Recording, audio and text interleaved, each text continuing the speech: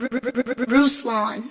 I had Sho Baraka on the channel recently. You've had artists part ways. Looking back, would have handled how the way Sho left differently, or the way KB left any differently? Especially with Sho, because it was a lot of the stuff that you kind of arrived at down the road that the Sho was kind of early on, and Cass, weren't really. I mean, they was calling him all sorts of names, and then 3-4 years later, the same thing happened to you. I don't think I could have, because I just couldn't see it. You know what I'm saying? It's like, I mean, obviously, yeah, if I could see it, yeah, I would have had a different conversation with him. But it didn't even matter if I could see it. The audience wasn't ready. You know what I'm saying? So it would have been like you're trying to tell them about something that they have like zero comprehension for. I remember him making "We Could Be More," and it was like, for me, I was like, I feel you. I'm gonna let you do it, but I don't think they're ready. You know what I'm saying? And they weren't. And it was just a love song to his wife. But at the time, it was like, yo, are they making a love song? He didn't say Jesus 10 times in this one, You know what I'm saying? So it was a big deal. Yep. So yeah, I mean, and Sho, he's a contrarian, man. Sho's If everybody says go right, Sho goes left. You know what I mean? He don't like that. If everybody's on that, he's like, nah, I'm not moving how y'all move. And that's just the uniqueness of who he is. And so, I don't know. I don't know if, honestly, if I'm being 100% honest, I don't think that Reach Records could have ever held down Sho. I think he would have gotten tired or bored before. No matter how much we pleaded and begged, I think he's just the type of person. He's like, if y'all gonna stay here, I gotta keep moving. If you're not gonna innovate with me, then I gotta dip. So yeah, and there's nothing more dangerous than a bored warrior. So it's like, yo, I got this thing I gotta go do, and you're like, they're gonna get bored, and it's not gonna be healthy. This is the part that I get the most value from you, Lecrae, is I think your business acumen, your entrepreneurship, your ability to build businesses, your ability to see potential in people and pull it out years, sometimes decades before other people do that. Here's my fear with Christian hip hop right now, is I feel like there's multiple ends to developing mainstream audiences, to developing audiences autonomous of Reach Records, Rapzilla. Nick D is doing it right now with TikTok. Guys like Bass are doing it with TikTok, Paul Russell. I think we are sliding into the same, let me just do what the establishment does. And the establishment is a little broader and more us now, but not enough people are utilizing the TikToks and the YouTubes, in my opinion, because I'm here and I'm like, yo, it's mad fertile. You know what I'm saying? Nick D just signed a Universal for one song. Cass is getting the bag out here, Lecrae, without needing Rapzilla or doing anything Christian rap related.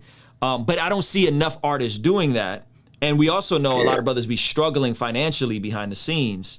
How do we reconcile some of that thinking to say, hey man, let's go be blue ocean people. Let's go build something new. Let's not just sit here and congregate for the same 100,000 Instagram followers, and let's go do something outside of this little micro tribe. How do we do that? How do we get people paid more and sustaining themselves off this thing more? Yeah, I think we have to establish first, in my mind, I think we got to establish what we are. You know what I'm saying? Like, what are we? Because, you're not having this issue in the medical field. Like, as far as Christians being in the medical field, they operate within the medical field, and the delineation or the difference with them may be that they do medical missions in the summer, or they do some pro bono work or whatever. But it's clear that they want to be good at their craft. They want to follow and stay up on what they need to stay up on in order to become the best at what they do. And I don't think there's a clear identity in terms of Christian artists, because some of them want to be fly and be saucy and look like, the Christian version of Lil whoever. Sure. And that's their end goal, is clout. Some of them want to, be extremely explicit with their faith, and they feel like, man, this is explicitly a ministry, and if you're not talking about Jesus, then what are you doing? Some of them want the bag but don't want the work, so it's like, what are we doing? You know Sure. what I mean? Sure. And for me, I do feel like um, it is a field of business. It's a field of human endeavor that's business, and you function within it as a Christian. A Christian, yeah. And that's Amen. the way I see it. You know what Amen. I'm saying? And so if it is a business, then we should be making smart business moves. We should be understanding the landscape and all the different areas that you can be involved in, from TikTok to all those things, right? And so I think part of the problem is everyone wants to be the artist and nobody wants to be the executives. And another quick little rant: in Christian music, we do not highlight or take care of our executives. I hate that. In mainstream music, we know who the executives are. You know who Sylvia Rhone is. You know who Clive Davis is. You know who L.A. Reid is. You know who Diddy is. These are not artists. These are executives that you're like, man, I aspire, Russell Simmons, on and on.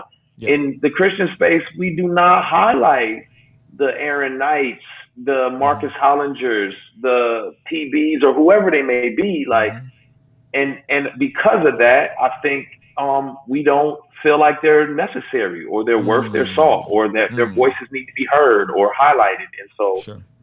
we begin to lack industry because it's not about them, it's about us. That's good.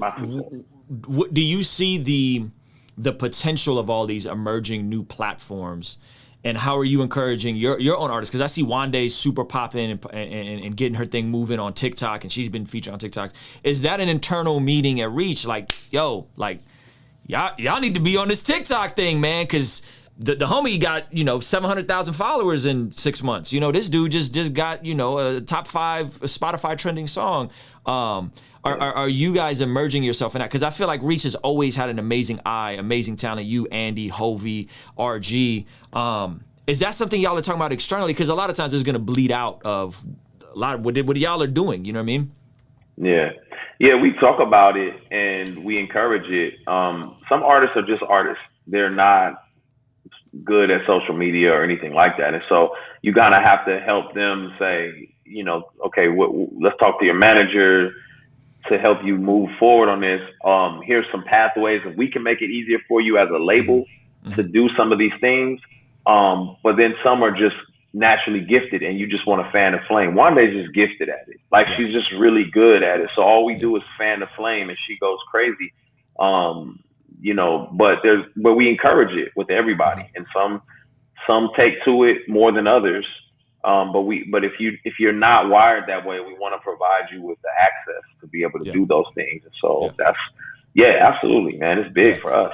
I think my heart is that we see multiple Christian hip hop artists making multiple 6 figures a year in the next 5 years, and that there's spread out, and it's not just a handful of artists eating and doing the festival circuit, but there's 50, 100 artists eating and doing their own festivals and owning their own merchandise and their own operations. I mean, I think obviously what you guys have done, I think what KB has been able to do with native supply, and you're seeing glimpses of it. As an entrepreneur, what makes you tick? Like, how did because come on, man, like you out here getting it. Like, there's multiple revenue streams. You got multiple businesses. You know what I mean? Like, is this something that you're like, again, is it just instinct? You're not even thinking about it? Or is this something, are you reading books? Are you studying? Are you developing that side of you? Because I feel like from our interactions, again, you're a dope artist by and large, especially restoration, but I feel like, Lecrae, you think in a way that the average rapper is not thinking. I see myself in a lot of that as well. Yeah, it's a mix, man. I definitely feel like I'm wired that way. I get on Andy Mineo's nerves, honestly, because he's like, bro, he's Kanye, I'm Jay-Z. Like, real talk. He's the artist, that's a good parallel. Innovator, pushes people to their creative limits, and he fights against me because sometimes I'm too pragmatic. I'm like, it could be like, yeah, that's innovative, but it won't work. And it's like, it's not about working, Lecrae. It's about, is it creative? Are we changing the perspectives of what people are saying? I'm like, you're right.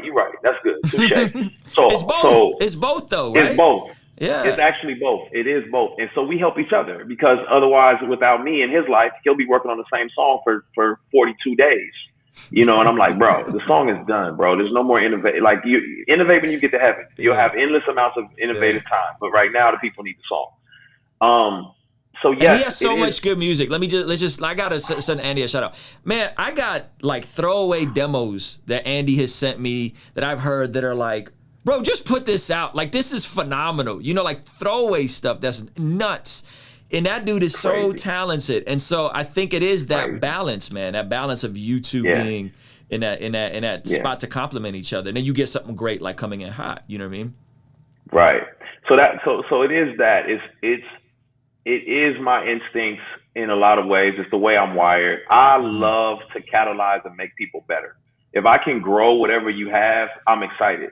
And I'm attracted to those types of people. I'm attracted to people who grow things, you know, who take something that's small and make it bigger. I love that. And that's what gets me excited. What wakes me up in the morning. I am not the quintessential artist. I'm not the artist. Like, they get wrapped up in their emotions about their song. And if you don't like it, you know, people tell me all the time, tweak that, change that. I don't like that line. It doesn't hurt my feelings at all. Because I'm like, all right, whatever makes it, you know, effective. I'm more utilitarian, you know, with things. I'm like, is this useful? Is this helpful for people? And the downside of that sometimes is that, you know, you're not considering how emotionally attached people are to stuff. So it's kind of like, yo, it was utilitarian for me to make Blessings with Ty Dolla $ign. I knew it would be effective. I knew it would be helpful. I knew the folks in the hood would connect with it. I knew it would work in that capacity. I was not thinking about like all the people who were like, oh, you never use auto-tune. This kills me. You're using auto-tune right now and you're not breaking down, you know, the Pentateuch, you know what I mean? So it's like, I wasn't thinking about any of those particular things. So yes, I want people to think more on that wavelength. And I want more executives and, you know, who are not trying to be artists all the time, because that's how we're going to thrive. Yeah, that's a good man. I think my heart's the same. I think I think you're spot on. I'm hoping to see, outside of more executives, more artists' responsibility in terms of just the day-to-day sanctification process, financial literacy, saving money, buying property, buying real estate, right? Like, cause there's a lot of dudes getting the bag, but it's like they're on StockX, you know what I'm saying? And they're buying clothes and stuff like that. So, or designer, like, I'm like, man, we gotta think long term. Church closed 4. Church closed 4. We are on 4, right? We're on 4. Swoop. You said you heard Swoop stuff, and it made you scrap a lot of it, which is hilarious. And Swoop is nice. Shout out to Swoop. Kingstream Entertainment. Ruslan. Hey, thank you so much for making it to the end of this video. If you found it valuable, please consider giving it a like and subscribing. You can check out one of the other videos related to this that'll be over here. Now, I gotta tell you about a free training I have for anyone that is an entrepreneur, a creative, an artist, but maybe you are unsure on how to find your voice, how to find your niche. I have a free training in the description of this video. Check it out. Once again, thank you so much for watching. I appreciate you, and I will see you on the next video.